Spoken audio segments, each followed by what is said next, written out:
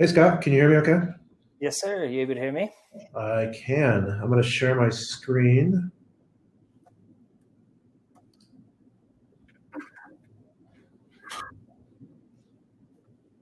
There we go.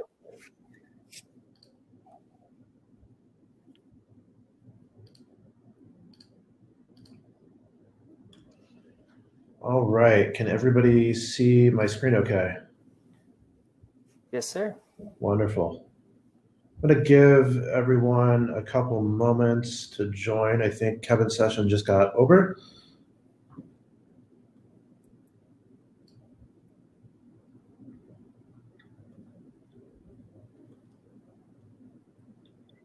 All right. I'll go ahead and get started. First of all, thank you and good afternoon to everyone that's joining the marketing portion of today's presentation. Today, I'm proud to have the opportunity to be speaking alongside two of my favorite marketing partners, Pinterest and Klaviyo. Today, we're going to be talking about marketing strategy during hard times, as many of you are wondering, what should I be doing with marketing right now? My name is Justin Whitaker. I'm the Director of Marketing at Trellis. I oversee all marketing initiatives at Trellis alongside my wonderful team. So I just want to talk for a moment about who Trellis is as marketing. A lot of you know us as a development company. We are a data-driven full-service marketing agency with our headquarters being in Boston, Massachusetts. We are Pinterest, Facebook, and Google marketing partners that specialize in producing revenue-focused marketing strategy and marketing management. We have the advantage of what I like to call the front and the back end of marketing, where a lot of other agencies fall blind. On the front end, we utilize all of our internal marketing team to strategize, optimize, and manage your marketing initiatives. And then on the back end, we have the luxury of relying with our on-premise development initiatives, so we can ensure a great customer experience, both on the acquisition and on the retention of the website. Trellis currently manages a lot of different business verticals, marketing strategy. My team consists of digital marketers, digital analysts, email marketers, project managers, and a full creative and design team. The next, I want to introduce Pinterest. So I work alongside Scott almost on a daily basis. Scott Ratchford with Pinterest. We started managing Pinterest accounts about a year and a half to 2 years ago. And since then, we've grown our relationship pretty big and shown a lot of success stories over the last couple of years. Pinterest has been a fantastic partner for Trellis and provided a lot of great leadership and a lot of growth for our clients. Scott, I'll hand it over to you. Awesome. Thanks for the introduction, Justin. As Justin mentioned, I'm an agency partner manager here on the Pinterest team. Next slide. So here at Pinterest, our mission statement at Pinterest is for us to be able to bring everyone inspiration to create the life that they love, right? Next slide.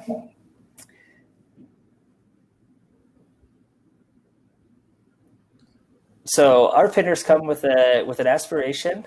Next, then what they do when they land on our page, then they discover and save the ideas to realize how to make them become real. And you ask yourself, what does that mean? So when pinners are coming to Pinterest, they're coming undecided. They are in the top end of their buying cycle. They have an idea. They have a thought. They're searching very high level of what they're looking for.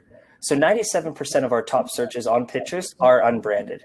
So pinners are coming. They're not necessarily searching for red Nike shoes. They're just looking for red, comfortable shoes to utilize for working in the yard, for running, beginning of that buying cycle. Next slide. You ask yourself, how do we target on Pinterest? How does it vary across social or digital channels? So here at Pinterest, we have a unique way of targeting our pinners. We have our traditional ways through retargeting efforts, location, device, language, and age targeting, as well as keyword targeting. The one that sets us apart from other channels is we have our interest target. When you open your Pinterest account, you're asked to select 5 interests that you like. Based off of your interests, your home feed is going to be filled with ideas and thoughts geared around what your likes and interests are. This is huge for us. This is something that Justin and I have been working on for the past year, utilizing interest targeting layered with keyword targeting to be able to reach a specific audience, but still having a broad enough audience that we're casting a wide net and utilizing our keywords to hone in and shrink that audience to be more specific. Next, you ask, utilizing those targets, what capabilities does Pinterest have? So the first thought we have is Pinterest is more of your brand awareness, your top funnel mommy bloggers coming to the platform. However, Pinterest is geared to build out full funnel strategies by utilizing our objective types that we have.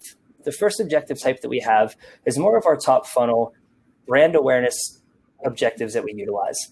Within our brand awareness, this is getting in front of new pinners, new potential clients by utilizing videos and static images. We start with broad interest targeting to, again, cast that wide net.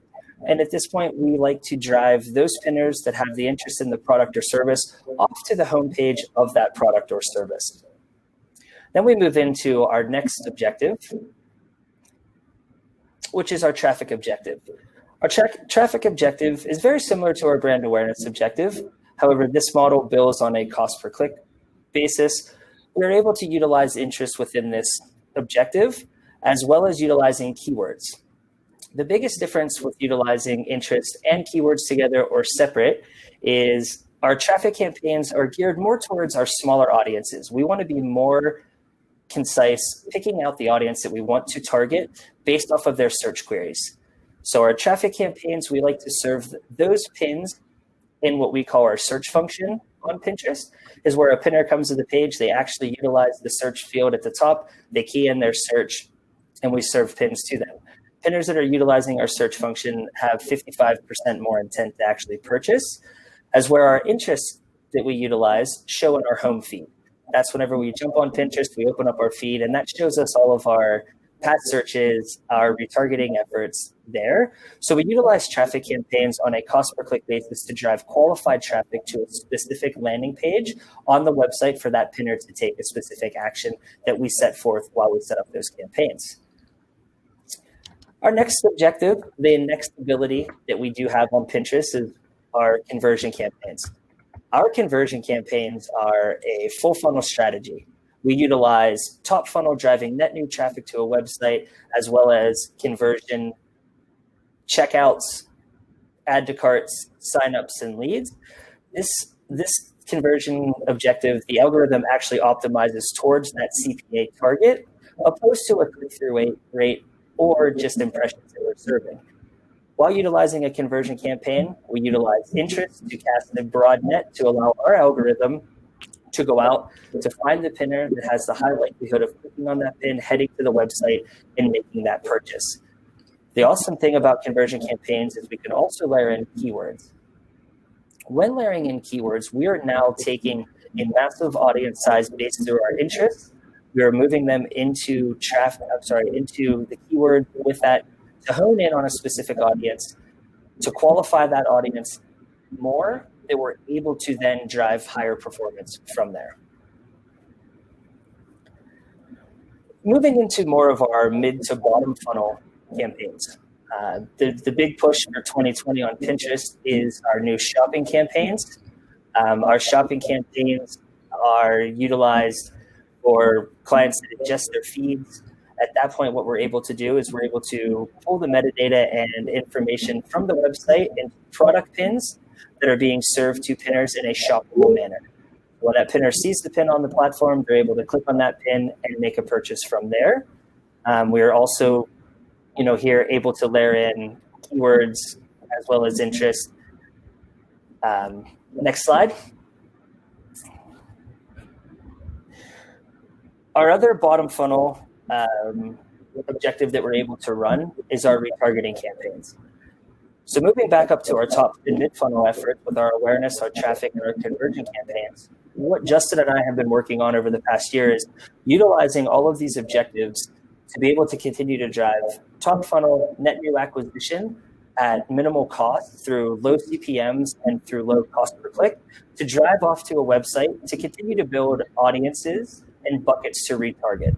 So our retargeting campaigns is a way for us to reach pinners who already have visited our site that did not take an action. We're able to do engagement retargeting. So that is anyone that has engaged with the pin, saved it, shared it, didn't necessarily take an action. Visitors that came to the website, we're able to retarget anyone that has added to cart. We are able to upload CRM lists, also build act-alike audiences off of those. We're able to retarget page views as well as video views. Next slide. And then lastly, within our objective types, staying within the retargeting, bottom funnel, high ROAS as well as low CPAs is our dynamic retargeting. This is a way for us to be able to reach pinners who have already visited your site or have unpurchased products in their cart, and we're able to retarget them with the exact or similar product that they have browsed on Pinterest. So this is new that Justin and I have started working on with a couple of the clients by running a full funnel strategy utilizing all of the objectives that I just spoke about, utilizing dynamic retargeting, utilizing shopping, utilizing conversion campaigns to drive for return, but keeping in mind that we're still driving net new acquisition to convert later into that funnel. And that's been a fantastic objective, Scott. Yeah, it's been awesome, and being able to test and learn, and especially in the current landscape of today, being able to work closely with Justin and utilizing these and seeing the performance that we're able to gain has been amazing. So current landscape of Pinterest, during these unprecedented times, we are seeing record engagements on Pinterest right now. So globally, as well as in the United States, we're seeing a 60% increase in searches year over year. We're seeing a 30% increase in signups. So net new users, we've actually seen a massive increase in on-site traffic as well as users signing up for Pinterest. Pinterest being an inspirational platform already, during these unprecedented times, the current landscape, pinners are coming to Pinterest to find inspiration, to find hope, to make it through these times to brighter days. And brands play a huge factor in that, where brands creating demand opposed to demand capture on other channels, where a pinner's coming, finding inspiration during these times, coming across a brand that they may not have known about. They see that brand, they start their journey through that and working through Pinterest, through that full funnel, ultimately capturing the end result of purchases or signups to drive for those high returns while utilizing our digital channel for long-term success during the current landscape of today. Awesome. Yeah, thank you very much, Scott. And after Joe gets done, we will do a follow-up with any questions. So next, I'd like to introduce Joe McCarthy. He's the Director of Performance Marketing with Klaviyo. Over the last few years, Trellis and Klaviyo have provided many of our clients with what Klaviyo does best, which is enable e-commerce merchants through owned marketing. Joe? Awesome. Thank you for the introduction. Thank you, everyone, for joining us. My name is Joe McCarthy. I am the Director of Performance Marketing at Klaviyo. And for those of you who are not familiar with Klaviyo yet, Klaviyo is all about empowering e-commerce brands to grow their business. We really focus on enablement through owned marketing channels, which we'll talk a little bit about. And at Klaviyo, to us, it's all about building relationships, building high-quality, unlimited relationships. That's really what's key to unlocking everything. Slide. Cool. So what is Klaviyo? Klaviyo is a 400-employee strong company. We are based in Boston. We have offices globally. We have over 30,000 customers in 82 countries. What we're most well known for is our work with e-commerce brands, as I mentioned, and our work in the email space. So in addition to email, we also offer SMS now. We have on-site forms, and we're really well known for the powerful segmentation that we offer our customers, as well as in-depth analytics. What's amazing about the Klaviyo platform is brands that are just leaving their hobbyist stage, that are just starting to build an e-commerce presence, can use Klaviyo and grow all the way up to really large $1 million brands. Same platform, same robust functionality, just some different use cases. What's really been amazing as we've been in this kind of challenging time that we're all living through is we saw at Klaviyo an opportunity to provide true value. We launched at the start of COVID 2 surveys, one that was focused on understanding what e-commerce merchants were seeing, and then one that was focused on what consumers were encountering, and really understanding the challenges that they were facing, their buying patterns, the results that the brands were seeing. And what we did was merge all of that together to produce a really robust and interesting story. We combined that data with the data from our over 30,000 customers to really get a great view as to how COVID was impacting e-commerce. And what's amazing about all this is that when we really monitored the news reports on a daily basis, the news and the media were sharing this story that overall consumer spending was down. And while that may actually be the case, that consumers are spending less, that's not the case in e-commerce. We're actually seeing tremendous growth right now in the e-commerce. Now is truly a time for e-commerce brands to grow and make their mark. So let me show you a little bit about what we've actually been seeing. Through our analysis, and you can see here around the March 15th time period where people started to be at home more, you can see that tremendous growth up and to the right. We discovered that there's really this key trend where there's the yellow line, which is the essentials, the CPG products, the household cleaning supplies that people needed. There's the old essentials, which are the dark blue, the things that were, the day-to-day needs of folks. And then there's this new classification, as we call it, new essentials. So things like toys and hobbies, games to keep kids busy at home or maintain scholastic pursuits, beauty and wellness, home goods, housewares, all seeing really tremendous growth. What you see in some of these largest spikes are actually what tied to some of the first stimulus checks going out and being spent online. So really kind of setting the stage for what's happening and unfolding here. If we go to the next slide, what you'll see is that it's not just when we're digging into the data, it's not just your typical customers who are shopping. They are still shopping and they're still coming to your site. But what's been really amazing is that as a result of people now, out of necessity of not being able to go to stores, being really driven to purchase online, we're seeing tons of new spending by consumers. And this to us is a huge opportunity. You now have, as the other folks were saying, you have this new group of people who are coming to your site that may never have come to your site before. And whether that's out of necessity or it's out of new discovery, it's a great opportunity to build those key relationships. If we go to the next slide, what you can see here is that specifically right now, more than ever, we've seen incremental growth going on where people are even more willing to share their contact details with brands to engage in further follow-up communications. And most recently, as a result of COVID, with so many more people out there discovering these new brands, they're basically sharing their information. They're welcoming that new relationship and allowing the brands to really tie in and share what they're seeing, share their new products or their actual launches. What's been particularly interesting about this when we think about why consumers are out there, when they're discovering a new brand, in the past, they may have been a little more reluctant or they may have had more choice, but there's been this interesting fact that's happening that consumers are now really, they were struggling for quite a bit of time to find the products they needed. So they may have done more shopping or more looking around at different brands. But they're also just, as I mentioned, more willing to share their information because they're seeing value that the brands are able to actually display. So if we go to the next slide, you're probably starting to wonder, what does all of this mean and what are the true opportunities and how does this tie into what I can do going forward? Well, there's a couple of key things that we see, and we're going to focus much of this conversation on the idea of email specifically. But right now, with so many folks out there shopping around and with CPCs and CPMs having decreased and that increase on return on ad spend, it's a great opportunity to really test your feet in new channels that maybe you hadn't advertised in before. It's a great time to really increase and capitalize on the traffic that's coming to your site. What we found through our research at the end of last year is that for brands who engage and build relationships early in the year with customers, they ultimately see better results during the Black Friday and Cyber Monday timeframe.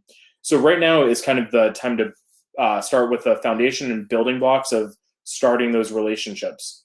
Ultimately, at the end, during Black Friday and Cyber Monday, which is, the most competitive time of year in the e-commerce and retail space, those that you build a relationship with right now have higher engagement rates, have higher average order value, somewhere between 20 to 35%, depending on the brand.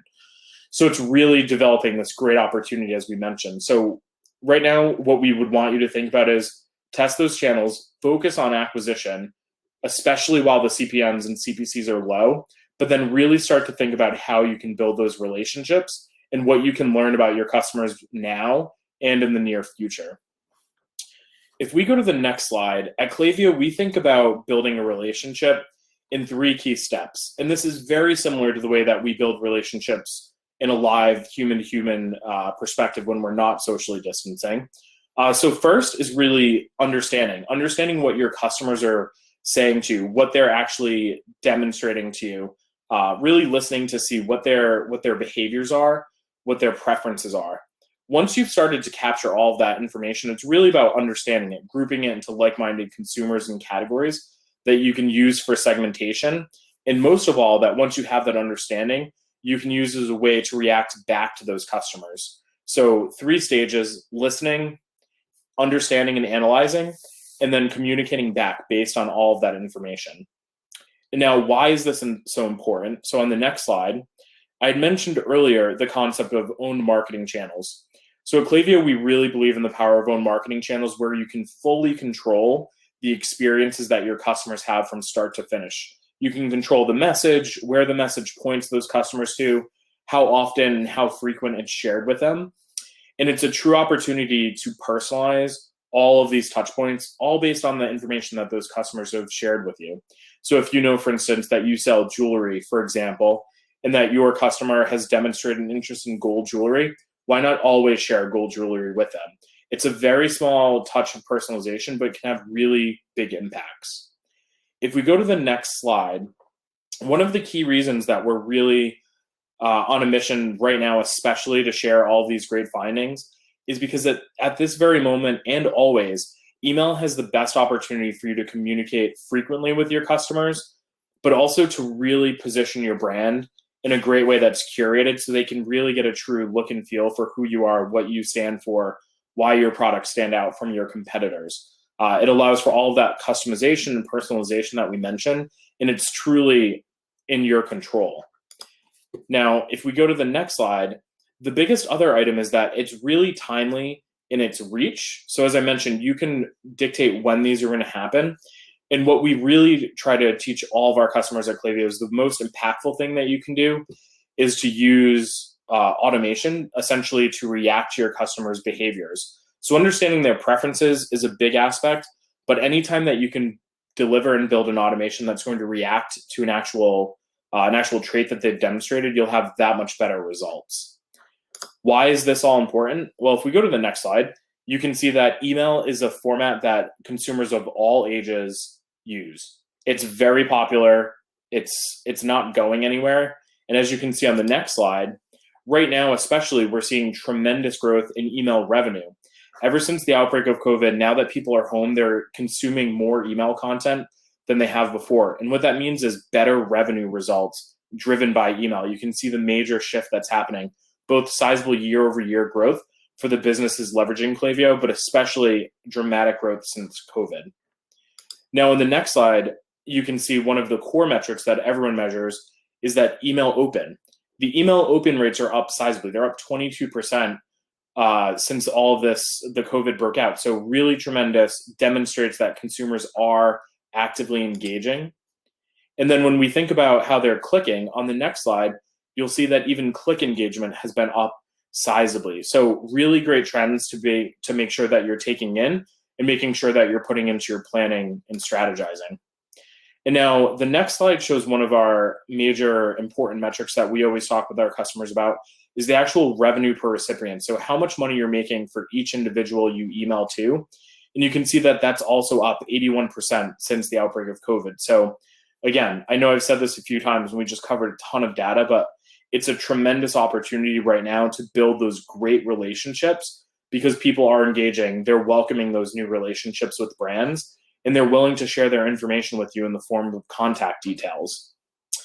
Now, just to close out on the Klaviyo front, what's most important that we always like to make sure people know when they're just learning about Klaviyo is that at Klaviyo, we truly believe in measuring the metrics that matter most. And when we're talking about the e-commerce space, it's all about growing your business and the revenue that you can drive through those relationships. In the last year, businesses on Klaviyo have made $3.7 billion, which is no small number, and brand see on average a 62x ROI, which is really sizable. We're heading into questions. I know that was quick, so if anyone has any follow-ups, please feel free to share them in the question format here, or feel free to share them directly with our team after the webinar.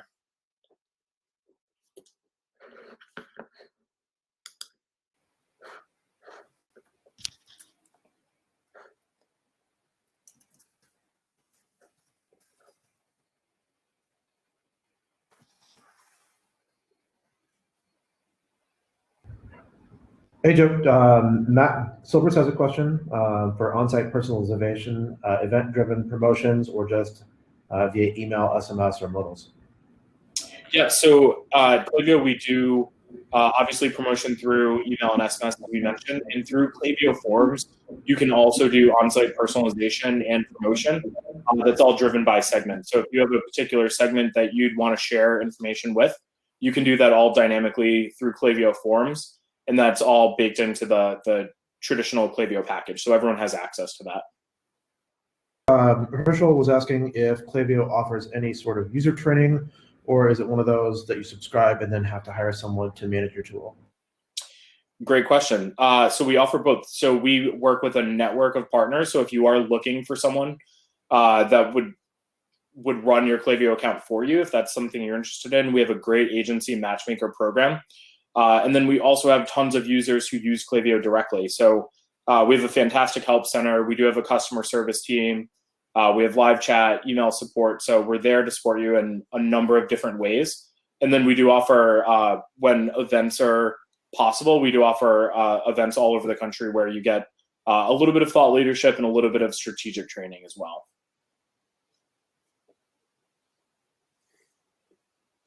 Wonderful. Well, if there's no more questions, we're going to move on to the next presentation. Make sure to go over to the left to the Expo tab and reach out to either Scott or Joseph on their booth by clicking on their icons for the companies, both Pinterest and Klaviyo. Thanks so much for presenting, guys, and we'll talk soon. Awesome. Thanks, Justin. Thank you.